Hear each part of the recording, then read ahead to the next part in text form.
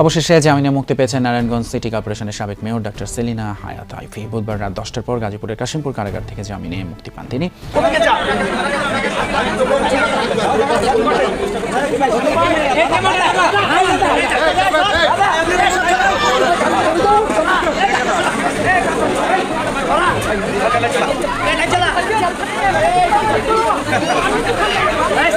আমরা আইনগতভাবে ওনার মুক্তির জন্য সর্বোচ্চ আদালত থেকে ন্যায় বিচার পেয়েছি। সাবেক প্রধানমন্ত্রী দেশে ফেরার ঘোষণা নিয়ে যখন রাজনীতির ময়দানে উত্তাপ, তখন তাতে কি ঘি ঢেলে দিলেন বিএনপির মহাসচিব। সব রাজনৈতিক দলকে কর্মকাণ্ড পরিচালনার সুযোগ করে দেওয়া মির্জা ফখরুলের বক্তব্য ঘিরে বিরোধী শিবিরের প্রশ্ন কি আরো প্রাসঙ্গিক করে? আওয়ামী লীগ নিয়ে মির্জা ফখরুল ইসলাম আলমগীরের এই যে বক্তব্য, মির্জা ফখরুল ইসলাম আলমগীর বলছেন সব দলকে কর্মকাণ্ড চালানোর সুযোগ দিতে চাই মির্জা ফখরুল। বিএনপি মহাসচিব ও স্থানীয় সরকার মন্ত্রী মির্জা ফখরুল ইসলাম আলমগীর বলেছেন দেশের সুন্দর, সুষ্ঠু, সহনশীল ও উদারপন্থী রাজনৈতিক পরিবেশ গড়ে তুলতে হবে। সব রাজনৈতিক দলকে তাদের কর্মকাণ্ড পরিচালনা ও জনগণের সামনে বক্তব্য দেওয়ার সুযোগ নিশ্চিত করতে হবে। যখন বেঁচে আছি ইনশাল্লাহ ফিরে আসবো এবং আবার এই বাংলাদেশের মানুষ যাতে হেসে খেলে সুন্দরভাবে বাঁচতে পারে সেটুকু আমি করবো, এটাই আমার প্রতিজ্ঞা আজকের দিনে। শেখ হাসিনা যে বলছেন তৃণমূলের কর্মীরাই আসল আওয়ামী লীগ, তাহলে কি তার সেই কথাটাই সত্যি? এত জুলুম সহ্য করেও প্রবীণ নেতাদের প্রতি কর্মী সমর্থকদের ভালোবাসা এবং আবেগ যদি এভাবে প্রকাশ পায়, তাহলে ভাবুন তো, দলটির প্রধান শেখ হাসিনা যখন দেশের মাটিতে পা রাখবেন তখন রাজনীতির সমীকরণ কোথায় গিয়ে দাঁড়াবে? আসসালামু আলাইকুম দর্শক, সিগন্যাল বিডি চ্যানেলের নতুন একটি গুরুত্বপূর্ণ নিউজ ভিডিও নিয়ে আপনাদের মাঝে হাজির হলাম। প্রিয় দর্শক, মির্জা ফখরুল এমন একটি তুখোর বক্তব্য দিয়েছেন, সেই বক্তব্যের কারণেই হয়তো আওয়ামী লীগের মধ্যে এমন কিছু ঘটতে চলেছে যা আপনারা কল্পনা করতে পারবেন না। হ্যাঁ প্রিয় দর্শক, মির্জা ফখরুল তিনি নিজ মুখে বলেছেন যে তিনি সব দলকে অংশগ্রহণ করতে দিবেন রাজনীতি করতে, যেখানে আওয়ামী লীগকে তিনি ইনক্লুডেড রেখেছেন এবং তিনি বলেছেন যে আওয়ামী লীগকে রাজনীতি করতে দেওয়া হবে এবং খুব শীঘ্রই তার নিষেধাজ্ঞা আমরা তুলে নেব। যখন এই খবরটা প্রকাশিত হলো তার কিছুক্ষণ পরেই আমরা দেখতে পেলাম যে নারায়ণগঞ্জের সাবেক মেয়র সেলিনা হায়াত আইভীর জামিন হয়ে গেল। যখন 2 দিন আগে আওয়ামী লীগের নেতা তোফায়েল আহমেদের মৃত্যুতে আওয়ামী লীগের মিছিলে পুরো ঢাকা, চট্টগ্রাম এবং ভোলা সহ বিভিন্ন জেলায় এক অরাজকীয়তা সৃষ্টি হলো, তখনই আওয়ামী লীগ ফেরার ঘ্রাণ পাওয়া গিয়েছিল। সেই ঘ্রাণেই শেষ পেরেকটি মেরে দিল মির্জা ফখরুল। তিনি সরাসরি বলে দিল আওয়ামী লীগের ফিরতে কোনো বাধা নেই। আপনারা একটা জিনিস কল্পনা করুন, যখন আওয়ামী লীগ সামান্য এক নেতার জানা যায় এত বেশি মানুষ হয়েছে যেটা সামাল দিতে বিএনপি সরকারকে হিমশিম খেতে হচ্ছে, তাহলে একবার ভাবুন শেখ হাসিনা যদি শাহজালাল এয়ারপোর্টে এসে অবতরণ করে তাহলে এই বাংলাদেশে কি অবস্থা হবে। প্রিয় দর্শক, আমাদের চ্যানেলটি সাবস্ক্রাইব করে ধৈর্য সহকারে পুরো ভিডিওটি দেখতে থাকুন। আশা করি পুরো ভিডিওটি দেখলে সম্পূর্ণ ঘটনা বুঝতে পারবেন। তো প্রিয় দর্শক, চলুন আমি আর কথা বাড়াবো না, একটি লাইক দিয়ে মূল ভিডিওতে যাওয়া যাক। সাবেক প্রধানমন্ত্রী দেশে ফেরার ঘোষণা নিয়ে যখন রাজনীতির ময়দানে উত্তাপ, তখন তাতে কি ঘি ঢেলে দিলেন বিএনপির মহাসচিব। সব রাজনৈতিক দলকে কর্মকাণ্ড পরিচালনার সুযোগ করে দেওয়া মির্জা ফখরুলের বক্তব্য ঘিরে বিরোধী শিবিরের প্রশ্ন কি আরও প্রাসঙ্গিক করে সেই আলোচনা, নাকি সবই রাজনৈতিক কৌশল?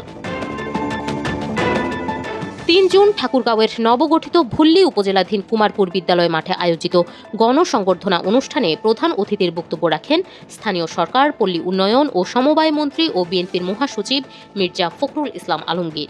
এ সময় সব রাজনৈতিক দলগুলোকে তাদের কর্মকাণ্ড পরিচালনা, মতামত প্রকাশ এবং জনগণের সামনে যাওয়ার সুযোগ দিতে চান বলে মন্তব্য করেন তিনি। সেই জন্যই বন্ধুগণ, যারা বিএনপি করেন তাদের দায়িত্ব বেশি। জনগণ আপনাদের উপর আস্থা রেখেছে, সেই আস্থার মূল্য আপনাদেরকে দিতে হবে। আপনাদের কর্মকাণ্ডে প্রতিফলন করতে হবে, জনগণের ভালোবাসা আপনাদের অর্জন করতে হবে। ধমকায়, পিটিয়ে, নির্যাতন করে ক্ষমতায় টিকে থাকা যায় না। যাকে তাদের হাসিনায় টিকে থাকেন, তাই না? পারছে কি? পারা গেছে। এমন প্ল্যান করেছে আরসি বাবা, শুধু একা নয়, তার সাঙ্গপাঙ্গ নিয়ে পড়ে। বন্ধুগণ, আমরা এই অবস্থা চাই না। আমরা বাংলাদেশে একটা সুন্দর, সুষ্ঠু, সহনশীল গণতান্ত্রিক রাজনীতি চাই। ইংরেজিতে আমরা বলি লিবারাল ডেমোক্রেসি, বাংলায় বলি উদারপন্থী গণতন্ত্র। সেই গণতন্ত্রকে আমরা এখানে প্রতিষ্ঠা করতে চাই। আমরা সমস্ত রাজনৈতিক দলগুলোকে তাদের কর্মকাণ্ড করতে দিতে চাই, তাদের বক্তব্য রাখতে দিতে চাই, জনগণের সামনে যেতে দিতে চাই।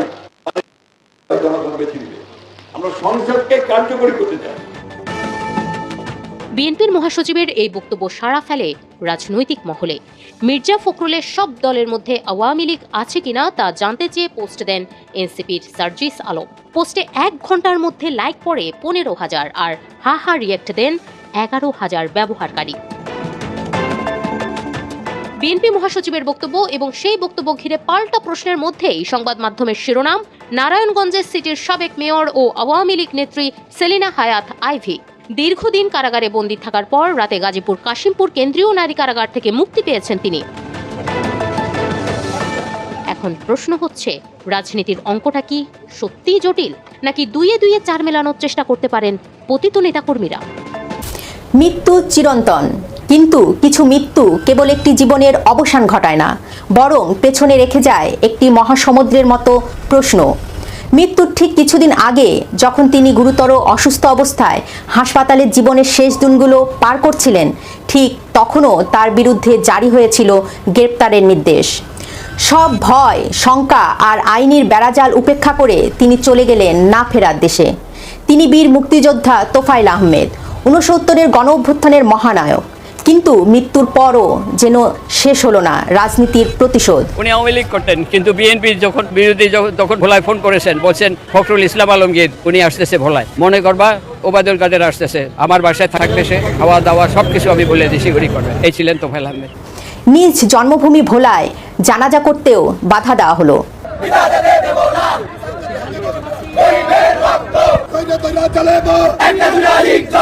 কিন্তু শ্রদ্ধা আর ভালোবাসা কি কখনো ভয় দেখিয়ে রুখে দেওয়া সম্ভব?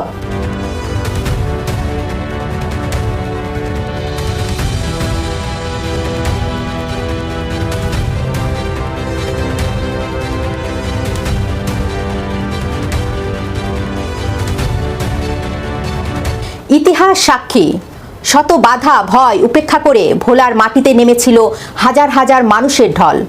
মানুষ কাঁদছে, আর এই কান্নাগুলো এমনি এমনি আসে না। ক্ষমতায় থাকলে মানুষকে ভয় দেখানো যায়, কিন্তু মানুষের ভেতরের আবেগ আর ভালোবাসাকে বন্দি করা যায় না।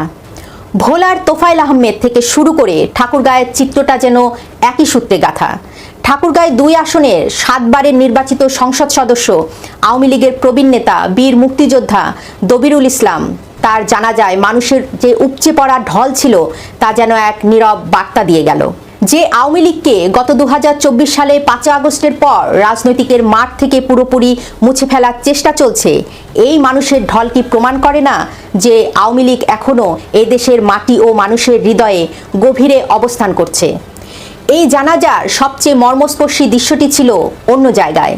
পেরোলে মুক্তি পাওয়া বাবার জানাজায় অংশ নিতে এসেছিলেন দবিরুল ইসলামের ছেলে এবং সাবেক সংসদ সদস্য মাঝারুল ইসলাম সুজন। যখন কারাগারে আমার ছেলে মেয়ে গেছিল, আমি তাদেরকে বলেছিলাম যে তোমরা কিছু মনে করো না, আমি কিন্তু আমার বাবাকে বেশি ভালোবাসি। বাবার নিথর দেহের সামনে দাঁড়িয়ে যখন ছেলে ডুকরে কেঁদে উঠলেন, তখন উপস্থিত হাজার হাজার মানুষের চোখেও অশ্রু সজল হয়ে ওঠে। রাজনীতিতে ক্ষমতার পরিবর্তন আসে, দল ক্ষমতায় আসে কিংবা বিরোধী দলে যায়, কিন্তু বছরের পর বছর ধরে মানুষের সুখ দুঃখে পাশে থাকার যে বন্ধন, তা কি ক্ষমতার পট পরিবর্তনে এত সহজে মুছে ফেলা যায়? 5 আগস্টের রাজনৈতিক পট পরিবর্তনের পর দেশের বহু বীর মুক্তিযোদ্ধার ওপর নেমে এসেছে জুলুম নির্যাতন।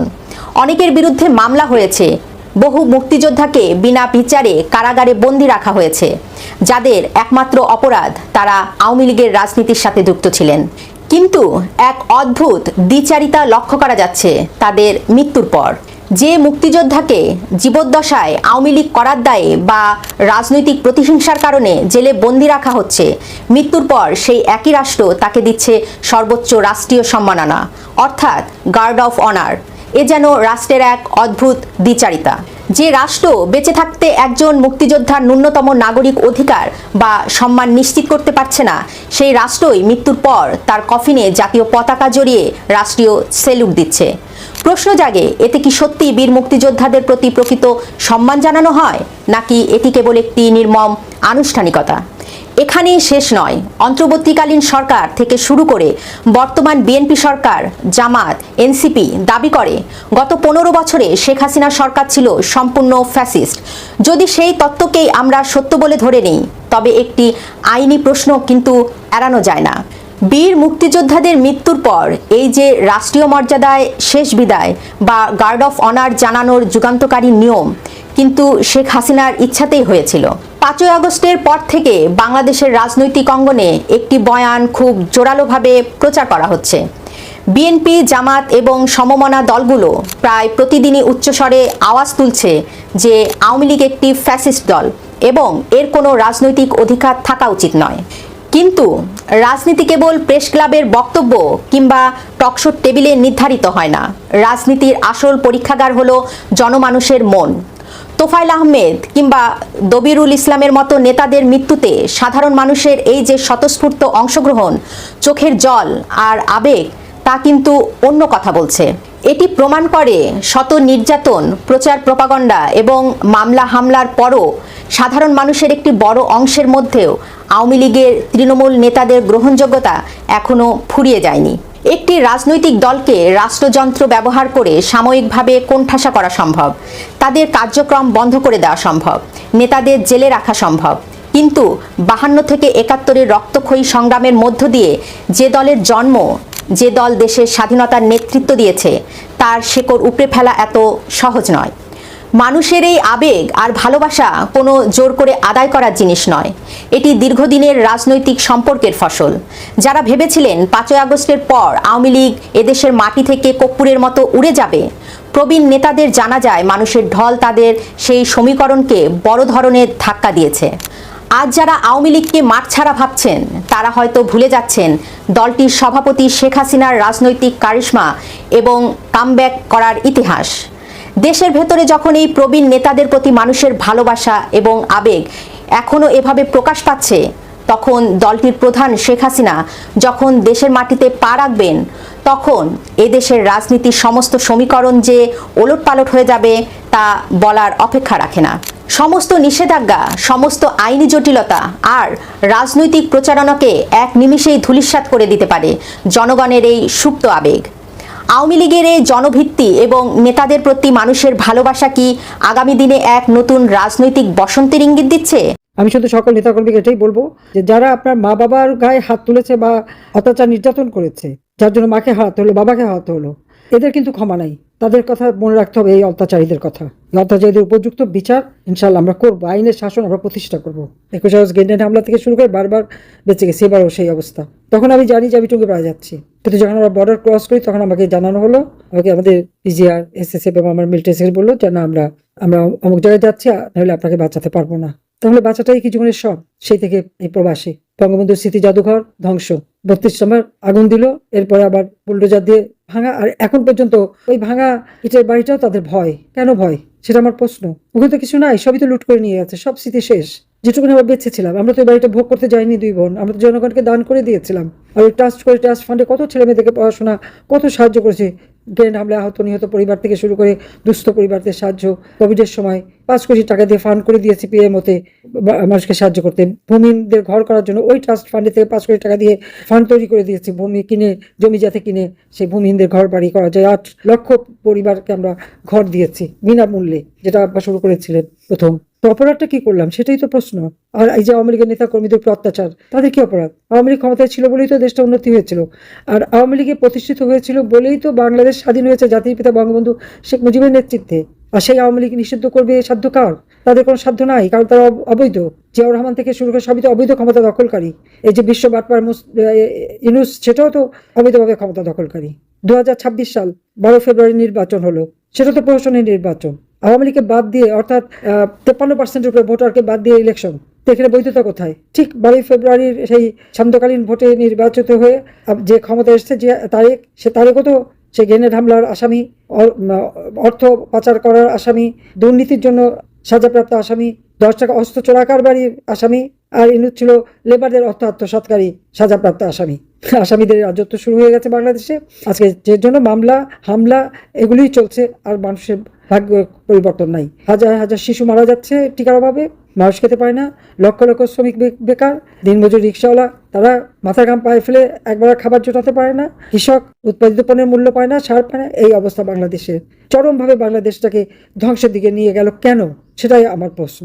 তবে যখন বেঁচে আছি ইনশাল্লাহ ফিরে আসবো, এবং আবার এই বাংলাদেশের মানুষ যাতে হেসে খেলে সুন্দরভাবে বাঁচতে পারে সেটুকু আমি করব। এটাই আমার প্রতিজ্ঞা আজকের দিনে, যে প্রতিজ্ঞা নিয়ে 17ই মে 81 সালে বাংলাদেশে ফিরেছিলাম এবং সেটা সফল হয়েছিল। সেই সাফল্যকে যারা নষ্ট করেছে শাস্তি তাদের পেতেই হবে, আর আবার বাংলাদেশের মানুষ উন্নত জীবন পাবে, সাফল্য পাবে। এটাই আমার প্রতিজ্ঞা, কারণ হারাবার তো কিছু নেই। বাপ মা ভাই বোন সবাই হচ্ছে যে 32 সময় স্মৃতিটুকু সেটাও গেছে। আমার স্বামীর একটা বাড়ি ছিল সেটাও ভেঙে দিয়ে লুটপাট করে নিয়ে গেছে। কাজে হারাবার আর কি আছে? আছে আমার জনগণ, আমি আছি জনগণের জন্য, যা কিছু জনগণের কল্যাণে সেটা করব, এটাই আমার প্রতিজ্ঞা। সবাইকে ধন্যবাদ। জয় বাংলা, জয় বঙ্গবন্ধু, বাংলাদেশ চিরজীবী হোক। খোদা হাফেজ। মির্জা ফখরুল আরো একটা কথা বলছেন যে তারা মনে করেন যে জোর জবরদস্তি করে সরকারের টিকে থাকা যায় না। অনেকেই স্বাভাবিকভাবে ঘুমাতে পারেনি, সেই নিপীড়নের কথা তিনি বলছেন এবং এটাও বলেছেন যে বিএনপি নেতা কর্মীদের দায়িত্ব অনেক বেড়ে গেছে, জনগণ তাদের উপর বিশ্বাস রেখেছে, জনগণের প্রত্যাশা পূরণে সবাইকে আন্তরিকভাবে কাজ করতে হবে। এই যে মির্জা ফখরুলের বক্তব্য, ঘটনাটা ঘটেছে এর পরিপ্রেক্ষিতে ওই এনসিপির লোক, এনসিপির অন্যতম একজন, এই জুলাই পরবর্তী মব সাম্রাজ্যের অন্যতম এক অধিপতি সার্জিস আলম, সে তাৎক্ষণিক একটা পোস্ট দিয়েছে। পোস্ট আপনারা দেখেন। আজকে বিএনপি মহাসচিব বলেছেন সব দলকে কর্মকাণ্ড চালানোর সুযোগ দিতে চাই, আমরা স্পষ্ট জানতে চাই তাদের সব দলের মধ্যে আওয়ামী লীগ আছে কিনা। তাদের সব দলের মধ্যে যদি আওয়ামী লীগ থাকে সার্জিস আলমরা এখন কি করবেন? সার্জিস আলমরা কি এখন আবার আয় রাজুতে আয় বলে ডাক দিবেন আর লক্ষ লক্ষ মানুষ রাজুতে গিয়ে দাঁড়িয়ে যাবে যে আওয়ামী লীগকে রাজনীতি করার সুযোগ দেওয়া যাবে না? সেই বাস্তবতা কি বলে এখন? সার্জিস আলমদের যে কর্ম, অপকর্ম, কুকর্ম, সেসবের কারণে কি সেই বাস্তবতা বাংলাদেশে এখন আছে, নাকি তাদের সেই প্রিয় ডক্টর ইউনূস আছে যে 20-30 জন মিলিয়ে নাম দিবে এটা ছাত্র জনতা, তারপরে শাহবাগে গিয়ে দাঁড়াবে, তাদেরকে এখন ঠান্ডা পানি খাওয়াবে, তারেক রহমান সাহেব, ইউনূস সাহেবের মতো তাদের উপরে ঠান্ডা পানি দিয়ে গরমের তাপ মেটাবে, তারপরে হচ্ছে মিনারেল ওয়াটারের বোতল সাপ্লাই দিবে, বিরিয়ানি খাওয়াবে, বিরিয়ানি খাওয়ায় বলবে যে আওয়ামী লীগকে আসতে দেওয়া যাবে না, তোমরা স্লোগান দাও আমরা মেনে নেব। পরিস্থিতি এখন সেটা আছে। যাক, মির্জা ফখরুল ইসলাম আলমগীর স্পষ্টত আওয়ামী লীগের নাম নেননি, কিন্তু বাংলাদেশের সব দলের সুযোগ দিতে চাই বলতে সুযোগ নাই কোন দলের? সুযোগ নাই শুধুমাত্র আওয়ামী লীগের। তাহলে সব দলের বলতে কি বুঝে নিব আমরা? তারপরও নিশ্চয়ই মির্জা ফখরুল ইসলাম আলমগীরের বক্তব্যের স্পষ্টতার জন্য আমরা অপেক্ষায় থাকবো। প্রিয় দর্শক, ইতিমধ্যে আপনারা আমাদের পুরো ভিডিওটি দেখেছেন। ভিডিওটি দেখে কি জানলেন এবং বুঝলেন? অবশ্যই আপনাদের মূল্যবান মতামতটা আমাদের কমেন্ট বক্সে জানাতে ভুলবেন না। এখনো যারা আমাদের চ্যানেলটি সাবস্ক্রাইব করেননি তাদের সবাইকে বলবো আমাদের চ্যানেলটি সাবস্ক্রাইব করে পাশে থাকা বেল আইকনটা অন করে দিবেন এরকম নিত্য নতুন প্রতিদিন গরম গরম নিউজ আপডেট পেতে। ধন্যবাদ সবাইকে।